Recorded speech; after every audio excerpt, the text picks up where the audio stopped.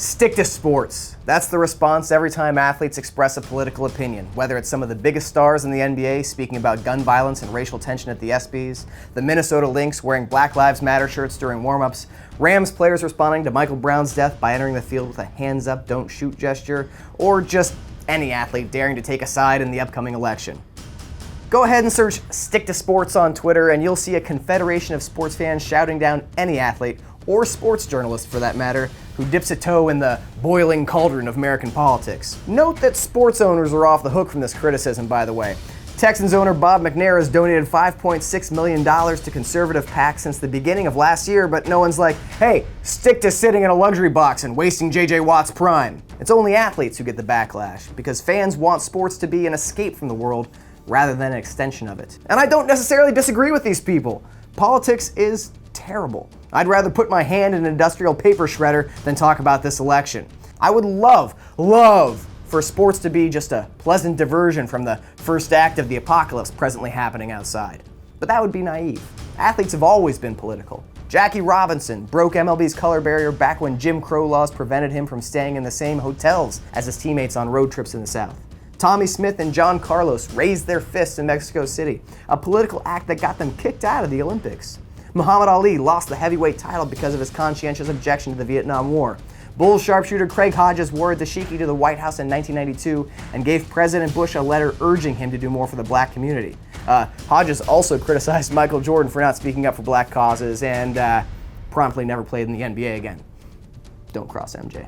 But almost 25 years later, Jordan finally heeded Hodges' call, issuing a statement supporting both black communities and police officers and donating $2 million to causes to improve those relations. Mahmoud Abdul-Rauf refused to stand for the national anthem due to his religious beliefs. A decade later, Carlos Delgado did the same during God Bless America to protest the war in Iraq. Joe Gibbs spoke at the Republican National Convention long before Dana White did. And if you think the NBA moving the All-Star Game from Charlotte because of House Bill 2 is unprecedented, then you clearly don't remember 1990 when Pete Rozelle moved the Super Bowl from Arizona because the state wouldn't observe Martin Luther King Day as a holiday. Now, whether you agree or disagree with what these sports figures said or did, history rewards the individuals bold enough to speak their minds. What other 200-meter bronze medalist will ever be so well remembered? What other athlete could be so polarizing at his peak than universally praised in death for his integrity during a time of upheaval? Consider also the 24-hour news cycle. Round-the-clock coverage of sports means that sports isn't just scores and highlights anymore. Who pays for a new stadium? Taxes? That's politics. Strikes and lockouts pit labor versus capital. That's politics. Race, gender, sexuality, all inherently political. Think about Michael Sam, about Caitlyn Jenner.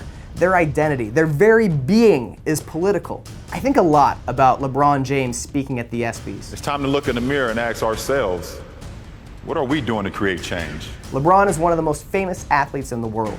He has a $1 billion contract with Nike. He is a hero, almost a god in his hometown. But his wealth and celebrity can't free him from a parent's fear. His oldest son is almost the same age as Tamir Rice was when Cleveland police shot and killed him. Anyone telling LeBron James to stick to sports, and these people are real, doesn't have enough empathy to qualify as human. But in the end, my beef is not with the stick to sports people, even if they are small-minded assholes. It's with any athlete who fears speaking his or her mind because it might hurt their brand. You know, one of the reasons fans object to athletes having opinions is because so few of them speak out, as if being inoffensive could somehow be more valuable than becoming history. And I know the response here is, well, it's the media's fault. The media crushes athletes who speak out.